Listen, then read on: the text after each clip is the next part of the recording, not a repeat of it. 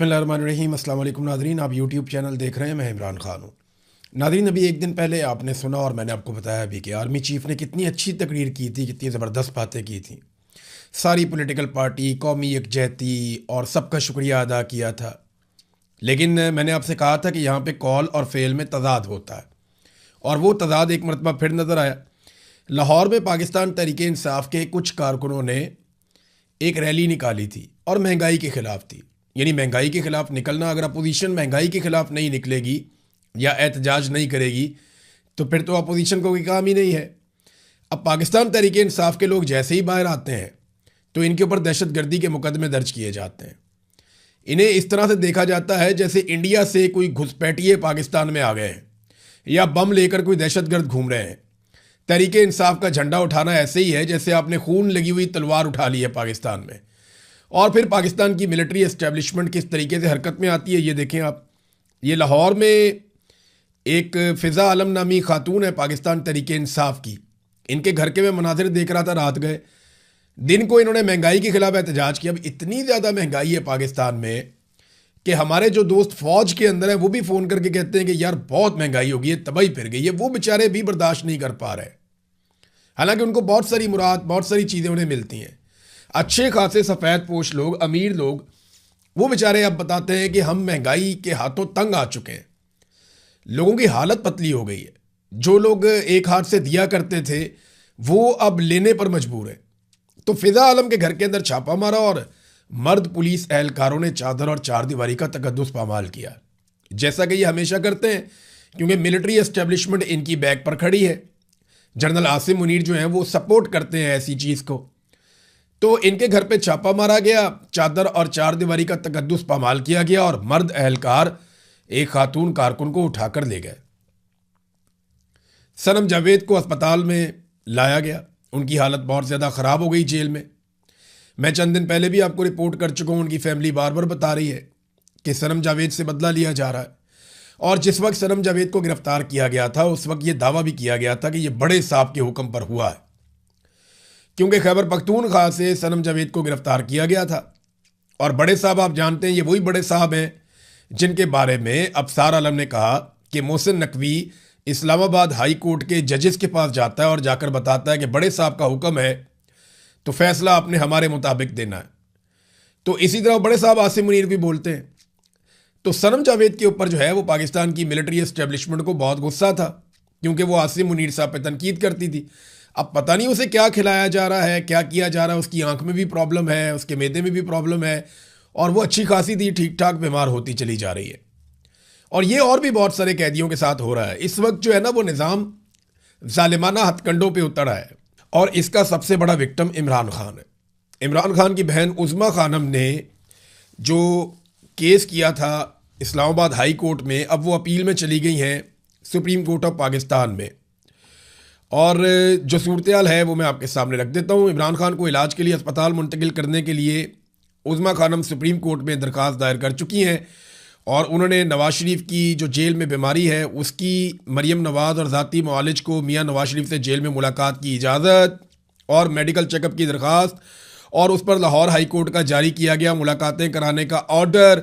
मियाँ नवाज शरीफ को अदालती इजाज़त से लाहौर से लंदन रवानगी की खबर के अखबारी तराशे। इमरान खान से मुलाकातों पर पाबंदी और वफाकी वज़रा के इस पाबंदी को जवाब पेश करने के लिए प्रेस कॉन्फ्रेंस समेत उन्होंने बहुत सारी तफसीलात पर मबनी दस्तावेजात इकट्ठी करके सुप्रीम कोर्ट ऑफ पाकिस्तान को माजी याद कराने की भरपूर कोशिश करते हुए इमरान खान को इलाज के लिए शफा अस्पताल मुंतकिल करने, ज़ाती मुआलिजीन की रसाई और फैमिली से मुलाकात करने की इजाज़त देने की इस्तदा की है। देखिए, अदालत को गैरत दिलाने की कोशिश की। उन्होंने बताया कि नवाज शरीफ नाम का आदमी जेल में था, उसको कितनी सहूलियात थी, कैसे उनके डॉक्टर जाते थे, फैमिली जाती थी, कैसे उन्हें अस्पताल के अंदर पूरा महल बनाकर दिया गया था। मुझे याद है मियाँ नवाज शरीफ को जब अस्पताल शिफ्ट किया गया तो आसपास के सारे कमरों में उनके ख़ानदान के लोग थे, उनके करीबी लोग थे, और पूरा ख़ानदान वहाँ पे मौजूद रहता था। पूरा मेला लगा हुआ था। मियाँ साहब के लिए स्पेशल टाइलें बाथरूम की तब्दील की गई थी, ये मियाँ साहब पसंद नहीं फरमा रहे थे। तो बहुत सारे और भी इंतजाम किए गए थे, माजी में बता चुका हूँ, मेरे ख्याल में बार बार इसमें जाने का फ़ायदा नहीं। लेकिन नवाज शरीफ को जिस लेवल की सहूलतकारी इस निज़ाम ने की थी, इमरान खान को बुनियादी हुकूक भी उनके नहीं दिए जा रहे। इस पर उज़्मा खानम ने सुप्रीम कोर्ट ऑफ पाकिस्तान के सामने सारी तफसीलात रख दी हैं। अब क्या ये सुप्रीम कोर्ट ऑफ पाकिस्तान इंसाफ दे पाएगी? देख लेते हैं। ये घोड़ा और ये घोड़े का मैदान। मुराद सईद बड़े लंबे अरसे के बाद मंजर आम पर आए। मुराद सईद ने इंटरव्यू दिया शहजाद अकबर साहब को। इंटरव्यू वैसे सुनने वाला है। आप सबसे मेरी गुजारिश है कि आप शहजाद अकबर साहब के चैनल पे जाकर मुराद सईद का इंटरव्यू ज़रूर सुने। उसमें आपको बहुत सारी वो चीज़ें पता चलेंगी जो आपको शायद पहले आइडिया नहीं था। मुराद सईद ने अभी भी, क्योंकि मेरी मुराद सईद से बात हुई थी और मुराद सईद के पास जो हकायक हैं और बहुत सारी ऐसी चीज़ें हैं जो मुराद सईद ने अभी भी अपने दिल में रखी हुई हैं और उसने उन चीज़ों से पर्दा नहीं उठाया। देखें, जितना मर्जी पाकिस्तान तहरीक इंसाफ को मार पड़ी है, एक बात तो सबको माननी पड़ेगी कि उन्होंने बहुत सारी ऐसी चीज़ें जो वो कर सकते थे, कह सकते थे, उन्होंने वो कहने से गुरेज किया। और इसलिए नहीं कि वो डरते हैं, उन्होंने इतनी बड़ी टक्कर ली हुई है। डर की वजह से नहीं, इन लोगों ने पाकिस्तान की इज्जत की वजह से बहुत सारी चीज़ों पे खामोशी। इमरान खान साहब भी खामोश रहे। मुराद सईद जो है उन लोगों में से एक है। और भी पाकिस्तान तहरीक इंसाफ के बहुत सारे लोग हैं। अभी मुराद सईद ने बहुत सारी बातें नहीं बताई, लेकिन जो बताया वो तल्ख हकायक है जो पाकिस्तान के अंदर हुआ, कि कैसे पाकिस्तान में लंदन प्लान के ज़रिए से एक मिलिट्री जर्नल और पॉलिटिकल पार्टी के बीच में मुआहदा होता है, फिर कैसे अमेरिका को बीच में लाया जाता है, फिर किस तरीके से पाकिस्तान में दहशतगर्दी को बाय डिज़ाइन लाया गया और किन हालात का सामना इमरान खान ने और मुराद सईद ने किया। और अब इमरान खान को खामोश रखने या खामोश करवाने के पीछे असल कहानी क्या है। अफगान पॉलिसी पाकिस्तान ने क्यों बदली। फिर उन्होंने बताया कि ग्रेटर इसराइल के मंसूबे के तहत बोर्ड ऑफ पीस में पाकिस्तानी शामिल हो गए। ये आप इंटरव्यू सुने, आपको बहुत सारा कुछ उस इंटरव्यू के अंदर मिलेगा। नाजरीन, अब पाकिस्तान के अंदर जो है ना, बातें बहुत बड़ी बड़ी की जाती हैं, बहुत बड़ी बड़ी बातें की जाती हैं कि हमने ये कर दिया, हमने वो कर दिया। हकीकत क्या है? मैं एक तहरीर पढ़ रहा था और उसमें वो हकीकत जो है वो सबसे आसान अल्फाज में नजर आती। वो कहते हैं पेट्रोल और डीजल की कीमतें कितनी बढ़ानी है, ये फैसला तो IMF करता है। रूस और ईरान से सस्ता तेल लेना या नहीं लेना, इसका फैसला अमेरिका करता है। और दुनिया के फैसले हम करते हैं। यानी हम बेवकूफ़ हैं। ये अवाम जो है ये रोटी को चोची कहते हैं कि तुम कहोगे जनाब हमारी बड़ी इज्जत बढ़ रही है। हर जगह पे हमारा वज़ीर आज़म जो है वो डोनाल्ड ट्रंप को सलूट मारता है। हमारा आर्मी चीफ जो है वो ब्रीफ केस लेके डोनाल्ड ट्रंप की खुशामद करने पहुंच जाता है। यार ये कोई तरीका तो नहीं है ना, ये मुल्क इस तरह तो नहीं चलते। और फिर आप कहते हैं बड़ी इज्जत मिल रही है। भाई, डोनाल्ड ट्रंप जैसा आदमी तारीफ पे तारीफ करता चला जा रहा है इसलिए कि उसको आपसे काम पड़ा हुआ है। इसके अलावा आपने कौम के लिए कुछ टका कमाया या कुछ सरमायाकारी पाकिस्तान में लेकर आए। कर्जे पाकिस्तान के बढ़ते चले जा रहे हैं और पिछले 3-4 सालों में सबसे बड़ी कामयाबी की खबर पता क्या आती है पाकिस्तान में? कि जनाब पाकिस्तान को कर्जे की एक और किस्त मिल गई। ये है जनाब सबसे बड़ी कामयाबी। फिर ये सारे टाउट मिलकर एक दूसरे को मुबारकबाद देते हैं, मुबारक हो जी, कर्जा मिल गया, बहुत बड़ी माशी कामयाबी हो गई। पाकिस्तान तहरीक इंसाफ के दौर में IMF से बात करने के ऊपर पूरे पूरे आर्टिकल छाप दिए जाते थे, प्रोग्राम हो जाते थे कि आप गए क्यों, आप मिले क्यों। यहाँ पे कर्जे की किस्त लेने के ऊपर ये मुबारकबादें देते हैं। ये इनका उतरता हुआ निकाब पूरी कौम ने देखा है। और अब अभी आप और देखेंगे, ये 28वीं आईनी तरमीम आ रही है। बिलावल ने जिस ब्रूट मेजॉरिटी का लफ्ज इस्तेमाल किया था ना, मैं हैरान हो गया था कि बेनजीर भुट्टो की रूह कब्र के अंदर तड़प गई होगी जो बिलावल ने किया था। डंडे वाली जमहूरियत और ब्रूट मेजॉरिटी, ये बिलावल ने अल्फाज इस्तेमाल किए थे। जिस ब्रूट मेजॉरिटी के साथ, जालिमाना मेजॉरिटी के साथ, ताकत के इस्तेमाल के साथ बिलावल ने आईनी तरमीम पास करवाई थी 26वीं और 27वीं, आज वही बिलावल फंसा हुआ है। पीपल्स पार्टी को सिंध में रगड़ा लगाया जा रहा है। नैब के जरिए से छुरे तेज कर दिए गए हैं। ये भी करप्शन पकड़ लेंगे, वो भी करप्शन पकड़ लेंगे, इनको बार बार धमकाया जा रहा है। इसमें ना एक बड़ी ज़बरदस्त सुहेल रशीद साहब ने खबर दी है और ये इसमें 4-5 खबरें एक साथ हैं उनकी एक ही खबर में, कि किस तरीके से अब सिंध के अंदर बंद फाइलें खोली जा रही हैं, किस तरीके से नैब को दोबारा मुतहर्रिक किया जा रहा है, किस तरीके से पीपल्स पार्टी और उनके लोगों के इर्द गिर्द शिकंजा कसा जा रहा है।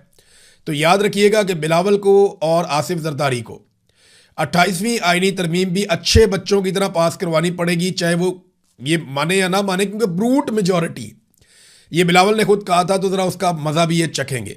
इन्हें वो सारा कुछ करना पड़ेगा जो जमहूरियत की नफ़ी है। इन्हें वो सब कुछ करना पड़ेगा जिससे पाकिस्तान में सियासतदान कमज़ोर होंगे और पाकिस्तान की मिलिट्री एस्टेब्लिशमेंट मज़ीद मजबूत होगी। अब कुछ लोग ये बातें करते हैं कि फील्ड मार्शल आसिम मुनीर सदर पाकिस्तान बन जाएगा और वो कोशिश कर रहे हैं कोई आईनी तरमीम करके सदर पाकिस्तान बन जाए। कुछ भी बन जाए, ये मुल्क नहीं चलना। सदर पाकिस्तान बन जाए, वजीर आजम बन जाए, आर्मी चीफ के ऊपर भी कोई ओहदे ले ले वो भी बन जाए, कुछ भी बन जाए, खुदा नहीं बन सकते, रब नहीं बन सकते, ये निज़ाम नहीं चल सकता। आप उल्टे लटक जाएं। आपको इमरान खान से माफ़ी मांगनी पड़ेगी, आपको इमरान खान के साथ जाकर बैठ के बात करनी पड़ेगी, कोई रास्ता आपको निकालना पड़ेगा। ये निज़ाम नहीं चलेगा। पाकिस्तानी बिगड़ गए, पाकिस्तानी नहीं बात मान रहे। नाज़रीन, अब इंटरनेशनल खबरों की तरफ चलते हैं। डोनाल्ड ट्रंप ने जब से ईरानी तजावीज़ मुस्तरद की हैं उसके बाद उन्होंने बात की नेतन्याहू से, और तब से लेकर अब तक जो इसराइल है उसने लबनान के ऊपर हमले बहुत तेज़ कर दिए हैं। जो ताज़ा तरीन हमले हुए हैं लबनान पे, उनमें गुज़िश्ता 24 घंटों में इमदादी कारकुनों समेत 51 लबनानी अफराद जो है लबनान में शहीद हो गए और लगातार ये तादाद बढ़ती चली जा रही है। हमलों की शिद्दत में इजाफा होता चला जा रहा है। तो ये ईरान की एक शर्त थी कि लबनान के अंदर जंगबंदी की जाए, लेकिन जब भी ईरान की तजावीज़ मुस्तरद होती हैं तो इसराइल लबनान पे बमबारी जो है उसको तेज़ कर देता है। अब इस वक्त लबनान पे शदीद बमबारी कर रहा है इसराइल और वहाँ पे लड़ाई बढ़ती चली जा रही है। दूसरी जानिब ईरान ने भी डोनाल्ड ट्रंप ने जो कुछ कहा उसके ऊपर अपना रद्देमल दे दिया। एक तो ईरान ने कहा जी हमें इससे कोई फ़र्क ही नहीं पड़ता, यानी ईरानी सरकारी मीडिया ने यह दावा किया कि ईरान के जवाब पर अमेरिकी सदर डोनाल्ड ट्रंप ने जो रद्देमल दिया उसकी कोई अहमियत नहीं है। ईरान में मंसूबे अमेरिकी सदर को खुश करने के लिए नहीं बनाए जाते। ट्रंप ईरान के जवाब से अगर खुश नहीं है तो ये ईरान के हक़ में बेहतर है। ईरानी सिक्योरिटी ज़राए का कहना है कि अमेरिकी तजावीज़ ट्रंप के हद से ज़्यादा मुतालबों के आगे हथियार डालने के मुतरादिफ थी। ईरानी तजावीज़ में अमेरिका को जंगी नुकसानात के मुआवजे की अदायगी और आबनाए हुर्मुज़ पर ईरान की खुद मुख्तारी पर जोर दिया गया। देखिए, इसमें ना एक ईरानी वजारत खारजा के तर्जुमान हैं इस्माइल बकाई, उन्होंने जो बयान दिया है ना उसमें काफ़ी क्लैरिटी है। उन्होंने कहा कि ईरान के मुतालबात बड़े माकूल और ज़िम्मेदाराना मुतालबात हैं, जबकि उन्होंने अमेरिका पर यकतरफा और गैर मकबूल मौक़िफ़ थोपने का इल्ज़ाम आयद किया। वो ये कहते हैं कि ईरान का मुतालबा ईरानी जहाज़ों के खिलाफ बहरी कज़ाकी का खात्मा, यानी वो जो नाकाबंदी अमेरिका ने की है वो ख़त्म की जाए, जिसे वो समुद्री नाकाबंदी कहते हैं। ईरानी अवाम के गैर मुल्की बैंकों में मुंजमद असासों की बहाली का मुतालबा ईरान ने किया कि जनाब जितने दुनिया के अंदर बैंकों में हमारे पैसे आपने मुंजमद कर रखे हैं अरबों डॉलर, वो हमें रिलीज़ किए जाएँ, हम अपनी आवाम के लिए वो पैसा खर्च करें। आपने हुर्मुज़ में महफूज आमदरफ्त की तजवीज़ ईरान ने साथ में दी थी और लबनान समेत पूरे खित्ते में अमन के क़याम का मुतालबा किया। क्या ये मुतालबात नाजायज़ हैं? अच्छा, इसमें जो आबना हुर्मुज़ वाला ईरान का मुतालबा है ना कि एक महफूज आमदरफ्त, उसमें ईरान के पास कलीदी किरदार है। यानी ईरान ये कहता है कि आबना हुर्मुज़ में महफूज आमदरफ्त तभी होगी जब ईरान खुद इस अमल की निगरानी करेगा और उसके साथ कोऑर्डिनेशन में होगा और ईरान को उसका बिल अदा किया जाएगा। तो आबना हुर्मुज़ के ऊपर जो कंट्रोल है ये एक ऐसी चीज़ है जिसको अब ईरान नहीं छोड़ना चाहता। नाज़रीन, इसी बीच में ईरान में एक और बड़ी डेवलपमेंट हुई है। इसराइली खुफिया एजेंसी मोसाद के 7 बड़े खौफनाक जासूस ईरान ने गिरफ्तार कर लिए। इसके अलावा एक शख्स को वहाँ मार भी दिया गया है, वहाँ इनकाउंटर हुआ, उसमें वो आदमी मारा गया और एक शख्स को सज़ाए मौत भी ईरान में सुना दी गई है। ईरान में इसराइली जासूसी का नेटवर्क बड़ा शानदार बनाया था मोसाद ने, क्योंकि उनके पास बहुत ज़्यादा पैसा है, बहुत सारे वसाइल हैं। फिर वो दुनिया के अंदर फैसिलिटेट भी करते हैं ऐसे लोगों को, इनकी फैमिलीज़ को, और वो ऐसे कमज़ोर लोगों को ढूंढते रहते हैं मुख्तलिफ़ महकमों में, मुख्तलिफ़ जगह पे, जो काम कर सकें इंटेलिजेंस के लिए। यानी खुफिया मालूमात मोसाद को ना सिर्फ फराहम करते हैं बल्कि वो बहुत सारे दीगर काम भी करते हैं। ईरान की वजारत इंटेलिजेंस ने ऐलान किया कि उसने 6 सूबों में कार्रवाइयों के दौरान 2 ऐसे सेल ख़त्म किए हैं जो इसराइली खुफिया इदारे मोसाद के लिए काम कर रहे थे। कार्रवाइयों के दौरान 7 अफराद गिरफ्तार किए गए, जबकि मुसल्लह झड़प में एक शख्स हलाक हो गया। मगरबी आज़रबाईजान में 4 अफराद पर मुश्तमिल एक सेल सूबे के मुख्तलिफ इलाकों और तेहरान में हसास मराकज़ और सरकारी इमारतों को निशाना बनाने के साथ साथ दारुल हुकूमत में एक कत्ल की तैयारी कर रहा था। फिर उन्होंने बताया कि कौन कौन सी जगह पे किस किस तरीके से उन्होंने एक एक बंदा गिरफ्तार किया और उन्होंने बताया किस तरह के इनके पास से हथियार मिले, किस तरह का गोला बारूद मिला। फिर इनके पास से बहुत छोटे साइज़ के ड्रोन्स भी मिले जिन्हें ये जासूसी के लिए इस्तेमाल करते थे। फिर मवासलाती आलात इस तरह के मिले जिनसे ये राब्ते में रहते थे अपने हैंडलर्स के साथ, और बुलेट प्रूफ जैकेटें भी इनके साथ मिली और बहुत सारी और चीज़ें। तो एक जासूसी का पूरा नेटवर्क है जो काम कर रहा है ईरान में, और अब ईरानी इंटेलिजेंस जो है वो एक एक करके इन जासूसों को पकड़ रही है। ये जासूस बहुत बड़ा असासा थे मूसाद के, क्योंकि इसराइली इंटेलिजेंस इतनी तगड़ी थी ईरान में जिसकी बुनियाद के ऊपर उन्होंने ना सिर्फ ईरानी साइंसदानों को कत्ल किया, उनकी लीडरशिप को कत्ल किया, छोटी छोटी मालूमात उन तक पहुंच जाती थी। नाज़रीन, एक डेवलपमेंट और है जो बहुत अजीब डेवलपमेंट है और अमेरिका के लिए बहुत परेशान कुन है। गुज़िश्ता चंद दिनों से हम ये खबरें पढ़ रहे हैं और ये लगातार रिपोर्ट हो रहा है कि अमरीकी एयरफोर्स के तैयारे खलीजी ममालिक के ऊपर जब परवाज़ करते हैं, ख़ास तौर पे वो आबना हुर्मुज़ के नज़दीक जब जाते हैं या समुद्री पानियों के नज़दीक, जो ईरान के जब वो नज़दीक जाते हैं तो अक्सर तैयारे 7700 का हंगामी पैगाम भिजवाते हैं। ये 7700 क्या है? अमेरिकन एयरफोर्स के तैयारे जब मुश्किल में आ जाते हैं, जब उनको कोई जैमर्स पड़ जाते हैं या उनका कम्युनिकेशन का या दीगर सिस्टम पूरी तरह से काम नहीं कर रहा होता, या उन्हें लगता है कोई ख़राबी हो गई है, तो वो 7700 का एक पैगाम फौरी तौर पे भिजवाते हैं। अब अमेरिका के पास शानदार एयरफोर्स है, बड़े अच्छे तैयारे हैं, जदीद सिस्टम है उनका, लेकिन ये उनके साथ हो क्या रहा है? ये गुज़िश्ता चंद दिनों से लगातार हो रहा है। कभी 2 तैयारों के साथ होता है, कभी 4 तैयारों के साथ होता है, कभी फिर किसी तैयारे के साथ होता है, और ये होता चला जा रहा है। अभी हाल ही में एक मरतबा फिर गुज़िश्ता रात दोबारा से अमरीकी एयरफोर्स के तैयारे ने 7700 का इमरजेंसी कोड भेजा और फौरी तौर पे हंगामी लैंडिंग की है। ऐसे कुछ तैयारे माजी में सऊदी अरब में लैंड हुए, कुवैत में भी लैंड हुआ सुना, और कतर में भी लैंड हुआ। अभी ये यूएई के अंदर एक तैयारा लैंड हुआ है। ऐसे कौन से जैमर्स इस खित्ते में आ गए हैं जो इससे पहले नहीं थे? देखिए, इससे पहले जब अमेरिकन फोर्सेज आई थी और उन्होंने बहुत शदीद बमबारी की थी ईरान पे, तो तब तैयारों की जानिब से इस किस्म का शिकवा नहीं किया गया था और इस किस्म के कोड्स भेजे जाने की इतला नहीं थी। अब लगातार जब से एक अमरीकी तैयारा ईरान में गिरा, पायलट वाला मामला हुआ, उसके बाद से लेकर एकदम सूरत बदल गई है।